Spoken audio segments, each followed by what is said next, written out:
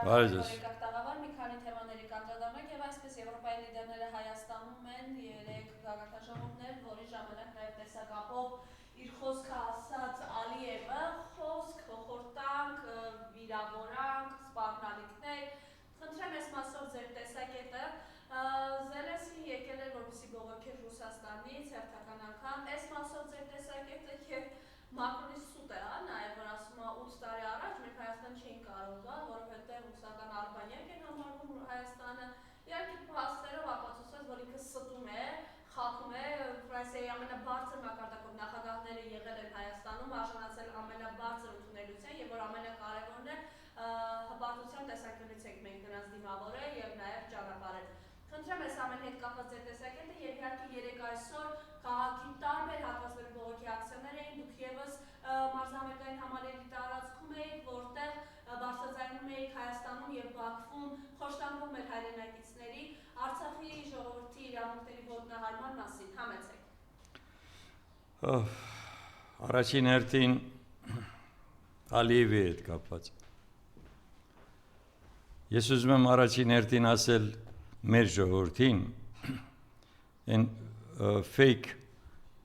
մարդիկ, որոնք որ ինչ-որ հացի վաստակ ունեն դրա շնորհիվ, հրաժարվեք, հեռացեք այս էկրանից, ավելի լավ է մին դուք մի լսեք։ Իսկ մարդիկ, ովքեր որ իսկապես իրենց գիտելիքներով, իրենց ուղեղը միացրել են եւ հասկանում են այն խորքային գործընթացները, որոնք հիմա ամբողջ աշխարհով մեկ են տարածված, այ իրենց հետ եմ ես ուզում զրուցել, խոսել։ Ալիևը պատահական չի իրեն այսպես պահում։ Ալիևը շատ լավ հասկանում է, որ այն դիմադրությունը, որը կլիներ իր դեմ, այս պահին գոյություն չունի, որովհետև Թուրքիայի հովանավորությունը եւ Իսրայելի այդ պարագայում նաեւ Միացյալ Նահանգների, որովհետև Իսրայելը ավելի շատ է երևի թե այնտեղ ազդեցություն ունի Միացյալ Նահանգների ղեկավարության վրա, քան որևէ մեկ այլ, ոչ թե ամերիկացիները, որոնք իրենց ընտրել են, այլ հենց Իսրայելի եւ նրա արբանյակ ստրուկտուրաները, որոնք ունեն մեծ ազդեցություն այսօրվա ադմինիստրացիայի վրա։ Ուրեմն, եթե Միացյալ Նահանգները այստեղ չոր չեն ասելու Ալիևին,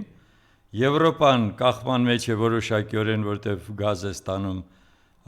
այդ խողովակներով Ադրբեջանից, նաև որոշակի նավթ է ստանում, ուստի ով է հիմա իրենց մատ թափտա իրենց վրա։ Ես երեք էլ ասեցի եւ հիմա էլ եվրոպացիները, եթե այդպես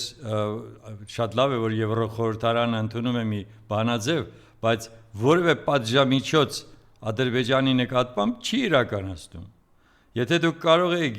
20 քանի երրորդ ուրեմն արդեն այդ փաթեթը Ռուսաստանի դեմ պատժամիջոցներ կիրառեք,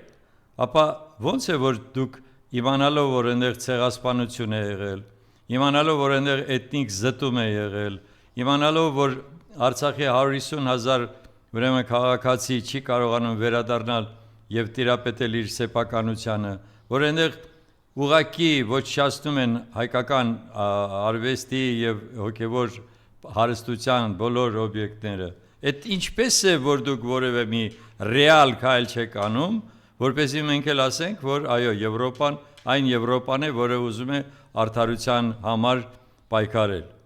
Եվ այսա է այն վերաբերմունքը, որը հիմա ես օրինակ եւ իմ գործընկերները, մեր կուսակիցները, մեր շարժման մասնակիցները, որը արտահայտում են եվրոպացիների նկատմամբ, այն եվրոպացիների, որոնք այսօր ղեկավար են։ Ես ի նկատի չունեմ ֆրանսիացիներին, գերմանացիներին եւ անգլիացիներին, որոնք կարող է եւ իսկապես շատ լավ հասկանում են, հատկապես Ֆրանսիայում, որոնք որ ուրեմն դուրս են գալիս լուրջ դիմադրության եւ հատկապես բողոքի ակցիաներ են կազմակերպում Մակրոնի եւ նրա քաղաքականության դեմ։ Հիմա Ալիևը ելնելով դրանից ուրեմն այստեղ իր համար ամբողջովին փակ է այդ տարածքը, որը կարող էր օգտագործվել իրենց դեմ, ինչ վերաբերում է Հայաստանին, եթե Հայաստանի վրայով ցեխոտ ոտերով ման է գալիս եւ որևէ մի պաշտոնական արձագանք չի ստանում, որովհետեւ այստեղ նստած այսպես չգիտեն ինչպես վարվեն, մենակ թե ինքը իրենց վրա չբարկանա, որի իբր թե հանգարց մենք մի բան ասենք, իրենքը դրանից կնեղանա եւ մեր դեմ ինչ-որ գործողություններ կանի։ Եթե այսպես է լինելու այսպես կոչված խաղաղ իրավիճակը, գործի այդպիսի խաղաղությունը, որովհետև չի կարելի ապրել նվաստ վիճակում, չի կարելի ապրել վերջիվերջով այնպիսի մի բանով, որը որ ցույց տար, որ տեսեք ինչ է կատարվում, ուրեմն Ադրբեջանը ինչ է անում հայերի նկատմամբ եւ դուք ամենը ուրեմն փորձում եք այնպես կոչել, թե հանգարց որևէ մի այլ բան չստացվի։ Մենք պահանջ դրեցինք, ես վերջերս եմ վերադարձել Լազարյան ակումբի մեր ընդլայնված նիստներ, որտեղ մենք նաև բանաձև ընդունեցինք եւ ես առաջարկեցի, որ անպայման այնտեղ լինի եւս երկու ուրեմն կետ, առաջինը դա մենք դատապարտեցինք Ադրբեջանի բոլոր գործողությունները, որոնք որ ուղղված են մեր հոգեվոր հարստության եւ նյութական հարստության ոչնչացման դեմ, եւ երկրորդը, որ անհապաղ պետք է ուրեմն ազատ արձակվեն մեր բոլոր գերիները, որոնք հիմա պահվում են։ Մենք դա պետք է անի Հայաստանի Հանրապետության այսպես կոչված իշխանությունը եւ նրա ղեկավարը, բայց նրանք ռուսների ասած վտրապեչկո մալչատ, ասում եւ չեն կարողանում անգամ մի խոսք ասել դրա վերաբերյալ։ Միայն ու միայն ասում են, որ մենք զբաղված ենք այդ հարցերով, բայց չենք բարձրաձայնում եւ այլն։ Անհետ կորածների վերաբերյալ որևէ գործողություն չի արվում։ Եվ ընդհանրապես, միայն թե մեզ հանգիստ թող, մենք մնանք այդ աթոռին նստած, մնացյալը, որովհետեւ այն շանտաժը, որ արեց այսօրվա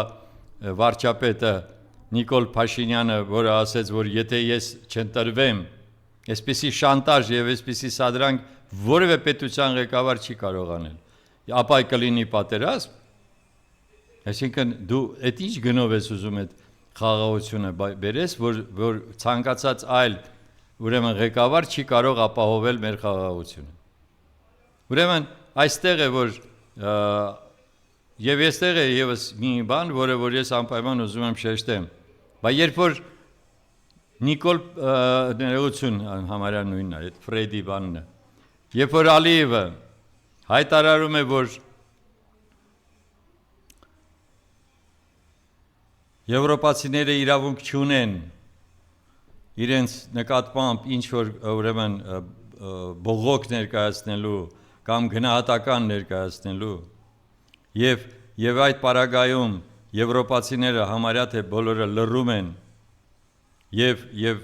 չեն ասում, որ օրինակ նույն արցախցիների վերադարձի իրավունքը պետք է ապահովվի։ Ես զարմացած եմ նույն Մակրոնի վրա, համանախագահ, Մինսկի խմբի համանախագահ։ Բայց պրահայում կա որ Արցախը։ Այո։ Եվ երբ որ դու մասնակից ես եղել բոլոր գործընթացներին, եւ դու շատ լավ գիտես հիմնահարցի էությունը, դուք եք վարել այն ուրեմն բանակցային գործընթացը ձեր լիազոր ներկայացուցիչների միջոցով, որը պետք է անպայման ապահովեր հստակ բոլոր առաջարկներում դա կար Արցախի հանրապետության ոչ թե ինքնավարությունը, այլ անկախությունը Ադրբեջանից։ Եվ այդ պարագայում էր, որ Արցախը կարող էր արդեն որոշում կայացնել իր հանրաքվեով եւ միավորվել Հայաստանի հետ ամբողջական դե յուրե, որտեղ դե ֆակտո Արցախը եղել է միավորված Հայաստանի հետ 94 թվականից ամենապակասը։ Հիմա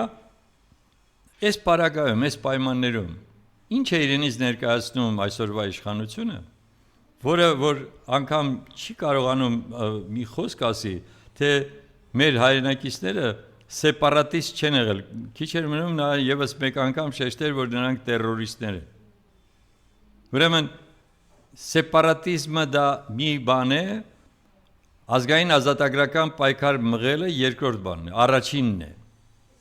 Եվ դա է եղել էությունը, որովհետև կրկնում եմ, եթե խելոք կամ ավելի շուտ հայրենասեր իշխանություն լիներ, նա բարձրաձայն պետք է գոնե երեկվա այդ սամիթի ժամանակ հայտարարեր, որ Լեռնային Ղարաբաղի հիմնահարցը իր էությամբ եղել է ընդամենը իրավական տեսանկյունից գործողություններ, որոնք բերել են համապատասխան կարգավիճակի։ Բայց դրա դիմաց Ադրբեջանը հրահրել է պատերազմ։ Ինքն է հարձակվել մեր խաղաղ բնակչության վրա։ Եվ հայ ժողովուրդն է պաշտպանվել այդ ագրեսիայից։ Եվ բացի այդ ամենը, այդ ամբողջը, որ ինքը շարունակում է խոսել ուրեմն ՄԱԿ-ի 4 բանաձևների մասին, ես խնդրում եմ բոլորդ մի հատ ուշադիր վերցրեք, կարդացեք, թե ինչ են, ես չգիտեմ կարդացել է Նիկոլը թե չէ, բայց ընդհանուր առմամբ մի հատ նայեք, այնտեղ չկա ընդհանրապես հայկական կողմի նկատմամբ որևէ ագրեսիայի մեղադրանք, չկա, բայց առաջի օրվանից այդ անձը Ալիևը խոսում է այդ 4 բանաձևերի մասին ու հայկական կողմը դրան առանձնապես ուշադրություն չէր դարձնում։ Հիմա նորից եմ կրկնում, եթե դու պատերազմ ես սկսել եւ պատերազմում պարտվել ես, 94 թվին դուք եք խաղաղություն, այսինքն հրադադար խնդրել, ուրեմն կնշանակի, որ հայկական կողմը ագրեսիա չի կազմակերպել եւ հայկական կողմը որևէ գործողություն ձեր խաղաղ բնակչության դեմ չի իրականացրել։ Ինչու եմ դա ասում, որովհետեւ այն 7 շրջաններից, որ ադրբեջանցիները հեռացել են, դա եղել է ելի կրկնում այն պատերազմի հետևանքը, որը սկսել էր Ադրբեջանը։ Եվ բացի դա, այն ինչ որ ասում են, որ Հայաստանից հեռացել են ադրբեջանցիներ, այո, հեռացել են, ոչ թե վտարվել են։ Եվ դա շատ կարևոր երանգ է, որովհետև Ադրբեջանից հայերին ուղակի փախստականի վիճակով ինչքանին են այնտեղ խոշտանգել, ինչքանին են այնտեղ կոտորել եւ այլն, այնտեղից հայերը իսկապես այն էլ ոչ թե 150,000, այլ միլիոնի չափ հայերը իրենց բնորանից են հեռացել։ Եթե սրանք եկվորներ էին, նրանք այնտեղ իրենց բնորաններում են։ Այս ամենի մասին մեկը պետք է ասի այս իշխանության կողմից։ Այն նիկոլականներին, որոնք որ կատարները սենց կարմրացնում են ու անդադ ուզում են ամեն ինչում քեզ մեղադրեն, գոնե մի քիչ տրամաբանություն ունեք, թե չունեք։ Ուղեղներիդ մեջ գոնե մի ինչ որ մի հատ էսպիսի բան կա, որ աշխատի եւ հասկանաք, որ ինչի մասին է խոսքը։ Այսինքն մենք ունեցել ենք լավագույն իրավական հիմքը եւ այդ ամբողջը տարել ենք ջուրն ենք գցել։ Եվ դրա պատճառով 150,000 մեր հայրենակիցները անօթևան են դարձել, եկել են, հիմա էլ ասում են մենք այստեղ պետք է նրանց պահենք։ Բայց նրանք բոլոր իրավունքները ունեն պահանջելու վերադառնալու իրենց սեփական տուն, իրենց սեփական հող եւ այլն եւ այլն։ Ուրեմն իշխանության փոփոխությունը այս տեսանկյունից նույնպես հրամայական է, որովհետև եթե հայկական կողմը չի կարողանալու իր ուժը, իր ներուժը ամբողջովին միավորի եւ հասնի իր ազգային նպատակների իրականացմանը, ուրեմն կնշանակի մենք օր-օրի անընդհատ կորցնելու ենք։ Եվ այստեղ էլ է շատ կարևոր հանգամանք։ Հասկանում եք, այսօր որ դուք սենց շատերը ուրախ-ուրախման են գալիս Երևանի փողոցներով, հրճվում են նրանով, որ այստեղ են եվրոպացիների այդ բարձրաստիճան անձերը, դուք մի քիչ ավելի հեռուն նայեք։ Հիմա նայեք հետևյալը. ինչ է անում իր գործողություններով Նիկոլ Փաշինյանը։ Ինքը այսօրվա դրությամբ ուղղակի թշնամացրեց մեզ Ռուսաստանի հետ։ Լավ, փոխհարաբերությունները այլ բան են, թշնամությունը լրիվ այլ բան է։ Ծանոթ եք ինչ է ասել Մեդվեդևը, երկու անուղեղ ռուսաֆոբն է, հատ անգլերենով, գերազանց տիրապետելով ռուսերենին, խոսում էին, խնդրում ես որակումը, սա ինչ է նշանակում եւ իհարկե ինչ սպասենք։ Դա արդեն բացահայտ արդեն ասում են, որ նաև Նիկոլ Փաշինյանը ռուսաֆոբ է, ես ռուսաֆոբ լինելը դա այնքան էլ լավ բան չի, մեղմ ասած, եւ ընդհանրապես ֆոբ լինելը այնքան էլ լավ որակում չի, բայց հարցը լրիվ ուրիշ է այստեղ։ Հարցը նրանում է, որ դուք այսօր ել եմ կրկնում, ես դիմում եմ այն մարդկանց, որոնք ուզում են հասկանան եւ ուզում են մտածեն այդ ուղղությամբ։ Այսօրվա դրությամբ Հայաստանը կախման մեջ է ամբողջովին շատ հարցերում Ռուսաստանից։ Եվրոպայից կախման մեջ չի։ Պարզ խոսեք։ Խոսքը գնում է տնտեսական այն հարաբերությունների վերաբերյալ, որի պատճառով մենք կարող ենք ուղղակի կորուստներ ունենալ։ Ես հիմա ոչ մեկին չեմ այսպես ասած ահաբեկում։ Ես ընդհանրապես ֆիքսում եմ, թե այս պարոնի քաղաքականության պատճառով մենք ինչպիսի իրավիճակում կարող ենք լինել, որովհետև եթե դուք քեզ չէիր ապահովագրել բոլոր տեսանկյուններից, բացի անվտանգությունից, նաև տնտեսական անվտանգություն, պարենային անվտանգություն, եւ այլն, հա, ֆինանսական անվտանգություն։ Դու այսօր երեք ես հետևում էի ռուսական մամուլի ուրեմն արձագանքին եւ հասկանում էի, որ նրանց այդ վրթովմունքը արդեն, որովհետեւ Երևանը, Հայաստանը լինելով Ռուսաստանի դաշնակից պետություն, դուք մի հատ խնդրում եմ այդ ուղղությամբ մի հատ մտածեք։ Չեք հրաժարվել, որ դուք դաշնակից եք։ Չեք հրաժարվել։ Կիսատ պռատ գործողություններ քաղաքականությունում չի լինում։ Կիսատ պռատ մենակ կարող է Նիկոլա անի, որովհետև ինքը լրիվ ուրիշ ուղղությամբ է մտածում։ Հարցը հետևյալն է. եթե դուք այսօր իրականում ունեք կախում կոնկրետ այս պահին Ռուսաստանից, ուրեմն դուք ձեր քաղաքական արտաքին վեկտորը փոխելու իրավունքը չունեք։ Այսքան բացահայտ։ Թշնամացնել ձեզ քո դաշնակից պետությանը իրավունք չունեք։ Որովհետև ես հիմա չեմ ուզում ասեմ այն ինչ որ կարող է լինել, բայց գոնե մի գործողություն, բա որ հիմա իսկապես լինի, օրինակն եմ ասում։ ԵԱՏՄ-ն հրաժարվի այլևս Հայաստանին ունենալ իր շարքերում, որովհետև դուք չլսեցիք, որ չի կարող ԵԱՏՄ եւ ԵՄ իրար հետ համագործակցության մեջ լինեն։ Այսօր նրանք թշնամություն են անում։ Դուք հիմա բացահայտ մխրճվում եք այդ երկուսի մեջ տեղը, Ռուսաստանի եւ Եվրոպայի, ձեզանից ոչ մի բան չներկայացնելով։ Դուք չունեք ինքնաբավություն, դուք չունեք հնարավորություն, որպեսզի փոխարինեք այն ամեն ինչ, որ դուք ստանում եք Ռուսաստանից, եւ դուք վտանգի տակ եք դնում նաեւ մեր հայրենակիցներին եւ նրանց կարողություններին։ Հիմա արդեն խոսքը գնում էր նրա մասին, թե ոնց են փոխելու իրենց վերաբերմունքը հայերի նկատմամբ։ Կարողանալու եք դրան դիմադրել։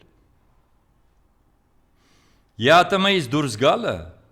կամ ԵԱՏՄ-ից զրկվելը այս պահին, դա նշանակում է, որ ամբողջ տնտեսությունը քայքայել։ Ֆինանսական տրանսֆերտներից հրաժարվելը, այսինքն ոչ հրաժարվելը, եթե դրանք այդ ամբողջովին փակվեն։ Դուք ստանալու եք այստեղ մի հատ ուրիշ լրիվ իրավիճակ, չեմ էլ ուզում անունները տամ ախր։ Հիմա ես հարց եմ տալիս, Նիկոլ Փաշինյանը սա ամեն ինչը գիտակցաբար է անում։ Հասկանալով անում, թե ինչ որ ուրիշ ծրագիր է իրականացնում։ Այդ ծրագրի շնորհիվ ինքը կարող է փրկվի ինչ որ միտեղ։ Պետությունն է տապալվելու, որովհետև ոչ մի կերպ որևէ բանական մարդ չի կարող ասել հիմա, թե ինչով է փոխարինելու Ռուսաստանի շուկան Հայաստանը։ Հիմա ինքներդ մտածեք։ Ուր են գնալու այս ամբողջ այն ինչ որ մենք հիմա տեղափոխում ենք ռուսական շուկա, ԵԱՏՄ շուկա եւ այլն։ Ուր։ Եվրոպան հագեցած է բոլոր ԱՊՀ երկրների արտադրանքից։ Բացարձակ իրենց չի հետաքրքրում այն պետությունները, որոնք որ մտան, հատկապես սլավոնական պետությունները, որոնք մտան ԵՄ-ի կազմում, նրանք քայքայվեց նրանց տնտեսությունը։ Անկամ Պրիբալտիկան, որը ավելի պատրաստ էր ԵՄ-ում լինելու, հիմնականում երիտասարդությունը հեռանում է, որովհետև չկա աշխատանք իրենց համար։ Որովհետև ստիպված են լինելու եւ գնում են այնտեղ ամենացածր աշխատանքի են գնում եվրոպական երկրներում, հատկապես շատերը տեսած կլինեք լիտովցիներին, լատիշներին, էստոնացիներին, այն ուրեմն ծովափնյա պետություններում, որտեղ ինչով են նրանք զբաղված, ինչ են անում։ Էս է հեռանկարը։ Թե Հայաստանը պետք է այնքան խորիմաստ լիներ, չեմ ուզում ասեմ խորամանկ, բայց խորիմաստ լիներ, որպեսզի կարողանար հասկանալ, թե վերջապես ինչ է պետք անել, որպեսզի այս իրավիճակը չսրել եւ չդառնալ կռվախնձոր երկու բևեռների միջև։ Տեսեք Իրանի Իսլամական Հանրապետության, կարգավիճակը։ Տեսեք այն հերոսական պայքարը, որը մղում է մեր հարևան երկիրը իր ժողովրդով։ Իր անկախության չի տրվում որևէ մի պարտադրանքի, այո, տանում են բոլոր տառապանքները, ասում են ոչինչ, բայց ես չեմ կարող իմ պետական շահերը, ուրեմն զիջեմ ուրիշին։ Մենք այս պարագայում հասկանում ենք, որ Իրանն էլ է դառնում, այդ դեպքում Իրանն էլ է փոխում իր վերաբերմունքը Հայաստանի նկատմամբ։ Անպայման չի, որ նրանք ձեզ գան ականջներից բռնեն, քաշեն, ասեն, ես ինչ ես անում։ Պարտադիր չի դա, իրենց պետական վերաբերմունքը կարող են փոխեն ձեր նկատմամբ, որովհետև դուք էլի նորից թշնամություն եք բերում այս տարածաշրջանի, իրենց նկատմամբ։ Զելենսկու գալը Հայաստան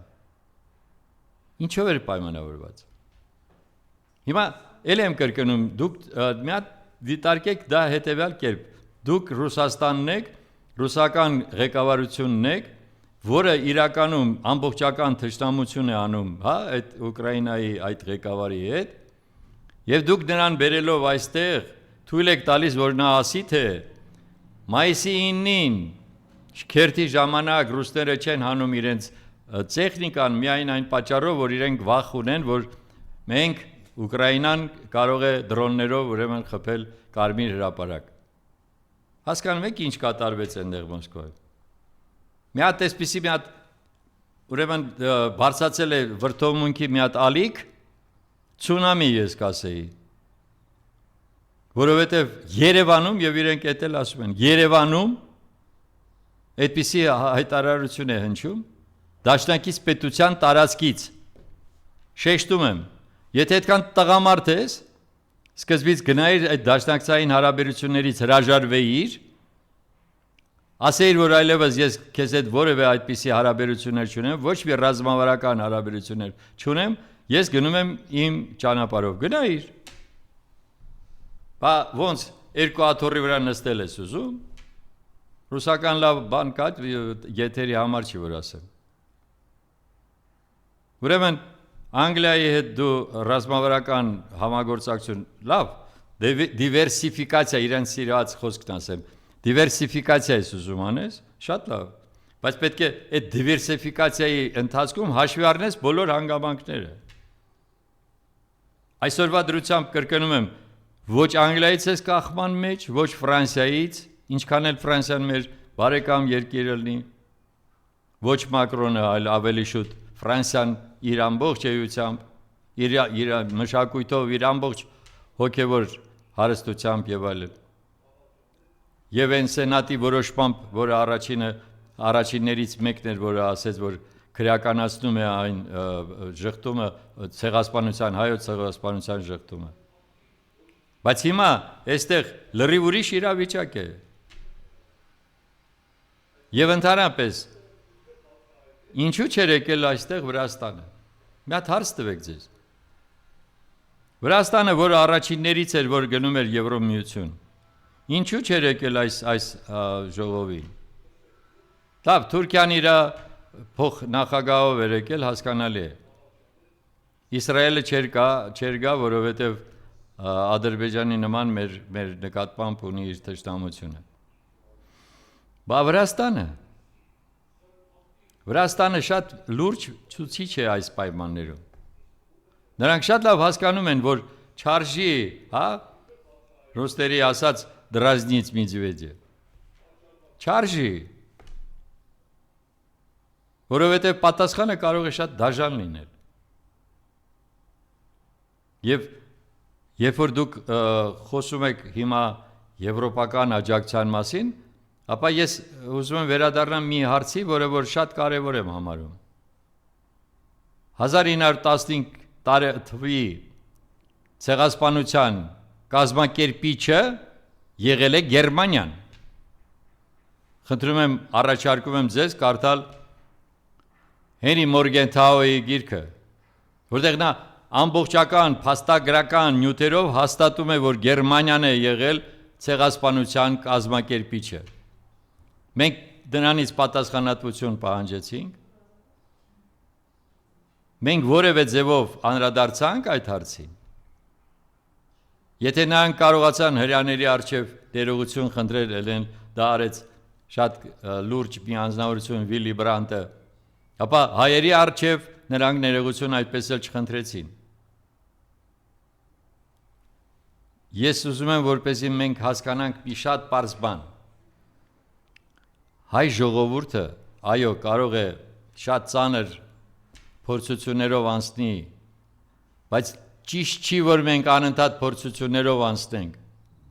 Եթե մեզ Աստված խելք է տվել, անհրաժեշտ է, որ մենք այդ խելքը ճիշտ օգտագործենք, որ մենք հասկանանք, որ այսպիսի քայլերով ոչ մի լավ բանի չենք հասնելու։ Եվ երբևիցե Հայաստանի Հանրապետության եւ հայ ազգի շահերը ոտնահարելը ոչ մեկին այսպես անհետևանք չի թողնելու, այդ մի բանը ես վստահում եմ։ Եվ պարոն Սարգսյան, հարևան Իրանի հետ կապված շուրջ տեղի ունեցող իրադարձությունները ըստ էության հարվածները նոր թափ են ստանում։ Այս ամենի հետ կապված ինչ զարգացումներ կլինեն, Թրամփն էլ ըստ էության 24 ժամվա ընթացքում ասել է, նոր այսպես ասենք, թափ են իրենք հետ տալու, հարվածների նոր ալիք է բարձրանում, 3 Դուբայի հատվածներում եւ տարբեր տեղերում, այսպես տագնապի ազդանշաններ էին Դուբայում ու Աբու Դաբիում, խնդրեմ։ Գիտեք, Իրանի պատերազմը Միացյալ Նահանգների եւ առաջին հերթին Իսրայելի դեմ, ինչ եմ ասում առաջին հերթին Իսրայելի, նորից եմ կրկնում, Իսրայելը դարձել է, փաստ է դա ուղղակի, ես փաստեր եմ արձանագրում, դարձել է ցանցային պետություն։ Տեսեք, ցանցային եսի նկատի ունեմ հետևյալը։ Ունի բանկային համակարգում ահռելի մեծ ազդեցություն, համաշխարհային բանկային համակարգում։ Եթե թվարկեմ, դուք ինքներդ երևի կհասկանաք, որ խոսքը ում մասին է՝ Դյուպոն, Ռոթշիլդ, Ռոքֆելլեր, Մորգան եւ այլն։ Ազգանունները ձեզ պարզ է։ Երկրորդը ազգային տրանսնացիոնալ, այսպես ասած, խոշոր կամպանիաները նույնպես ունեն, Իսրայելը ունի այնտեղ շատ որոշակի ազդեցություն։ Ֆինանսական ուրեմն հոսանքներում նույնպես բացի բանկայինից եւ ռազմական տեսանկյունից հատկապես արդյունաբերության, իրենց եւ Միացյալ Նահանգների եւ ընդհանրապես ամբողջ համաշխարհային այդպիսի ռազմական կորպորացիաներում ունի իր հետեւյալ ազդեցության ոլորտները։ Այդպիսին է ձևավորվել Իսրայելը եւ կրկնում եմ, դա ինձ համար դարձել է, ես որակում եմ դա որպես ցանցային պետություն։ Դա ինչպես է նա օգտագործել, ինչպես է դա իրականացրել իր սփյուռքի միջոցով։ Հայաստանը ունենալով աշխարհասփյուռ ժողովուրդ այդպիսի քայլերի երբեք չի դիմել։ Թուրքերն ու ադրբեջանցիները վախ ունեին, որովհետև դեռ գոնե ինչ-որ կազմակերպվածություն կար, առավել ևս երբ որ ձևավորվեց Սփյուռքի նախարարությունը Հայաստանում եւ Հրանուշ Հակոբյանը իսկապես կարողացավ, իհարկե ղեկավարության նաեւ աջակցությամբ, ինքնին հասկանալի է, կարողացավ որոշակիորեն համախմբել հայությունը Հիշեք այդ տարիները եւ կհամոզվեք, որ իսկապես այնտեղ ոչ թե պարակտված էր սփյուռքը, այլ հակառակը, քանի գնում ավելի էր համախմբվում։ Եվ հենց այդ էր, որ ահու սարսափ էր առաջացնում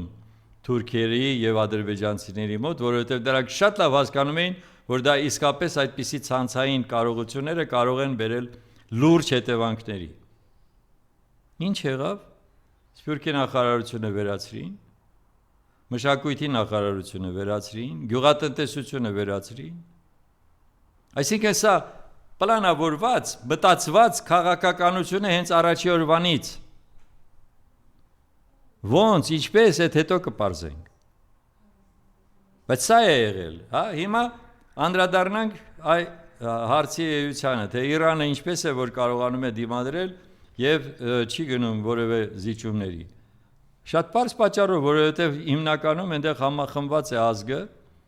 ազգային գաղափարախոսության հիման վրա։ Ուր է հայերի ազգային գաղափարախոսությունը այսօր։ Ուղղակի չկա, բացակայում է։ Ուստի եթե ազգը չի կարողանում իր ազգային առաջնային եւ համազգային սկզբունքները առաջ բերել եւ դրա շուրջ համախմբել մեր ժողովրդին, ապա նա տանուլ է տալու ցանկացած պահի։ Ինչը հիմա մենք տեսնում ենք։ Ես նորից եմ կրկնում, հարց եմ տալիս, դուք ինքներդ պատասխանեք, սա դիտավորյալ քաղաքականություն է, թե խելքի պակասությունից է։ Ինձ համար մեկ է, որ մեկն է։ Ես ինձ համար պարզ է, որ սա դիտավորյա, ես դա առաջի անգամը չեմ ասում, երկրորդ անգամը չեմ ասում։ Ես շատ պարզ գիտեմ, թե վերջապես այդպիսի ծրագիր ոնց է ձևավորվում, ես ինձ թույլ եմ տալիս ասելու, որ իմ քաղաքական փորձը եւ որոշակի կառավարման փորձը ինձ թույլ է տալիս ասելու, որ սա իհարկե ձևավորված ծրագիր է։ Այնպես որ ես հիմա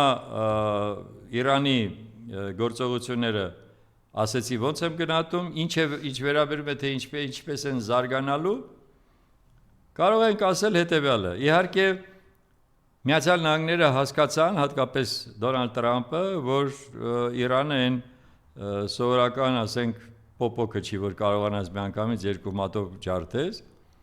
եւ շատ լավ հասկացան, որ այսպես գնալով կարող է պատահի իսկապես դուրս գան արդեն համաշխարհային պատերազմի, ուստի կամաց այսպես փորձեցին հետ կանգնել, հիմա միայն ու միայն հոխորտում է, ասում է, որ ես այս բանը արել եմ, ասենք, նավատորմը ամբողջովին ոչնչացրել եմ, չգիտեմ, այլևս իրենք ոչ մի ղեկավարություն չունեն, այսին չունեն եւ այլն, բայց Իրանը հաստատում է, որ դա ոչ մի նշանակություն չունի, իրենք դիմադրում են։ Օրբուզի այդ նեղուցի հետ կապված պատմությունը, այո, դա կարող է բերել որոշակի էլի նորից սրման, բայց կրկնում եմ, իրենք անպայման այսպես գտնելու են ինչ-որ մի հնարավորություն մեղմելու այս իրավիճակը, որովհետև արդեն ձեռք չի տալիս Միացյալ Նահանգներին, որովհետև առաջին անգամ Միացյալ Նահանգների ռազմաբազաները համարյա ոչնչացվեցին այդ տարածաշրջանում։ 8 երկրներում այդպիսի գործողություններ եղավ։ Եվ աշխարհը տեսավ, որ Միացյալ Նահանգները այդպես էլ անխոցելի չեն։ Հիմա դա է պատճառը, որ նրանք կանգ են առնում, հիմա որոշակի սառեցում չասեմ, բայց ամենայն դեպս որոշակի դիստանցիա է արդեն առաջանում Իսրայելի նկատմամբ։ Այնպես որ չի կարելի հաշվի չառնել, թե